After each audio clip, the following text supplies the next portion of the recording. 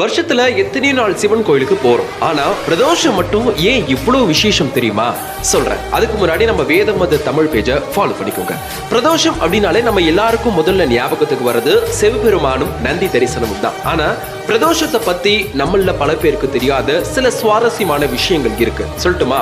பிரதோஷ நேரத்துல, அதாவது மாலை 4:30 மணிலிருந்து 6 மணிக்குள்ள சிவன் நந்தியின் 2 கொம்புகளுக்கு நடுவே தான் ஆனந்த தாண்டவம் ஆடுறாருன்னு ஆன்மீக ரகசியம் சொல்லுது.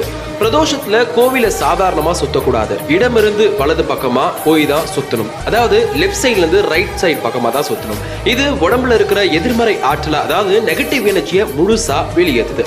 ஆழகால விஷயத்த சிவன் சாப்பிட்ட நாள் சனிக்கிழமை. அதனால தான் சனிக்கிழமை வர்ற மகா பிரதோஷம் அன்னைக்கு விரதம் இருந்தா 10 வருஷம் சிவன் கோவில் போன பலன் ஒரே நாள்ல கிடைக்கும் அப்படின்னு நம்பப்படுது.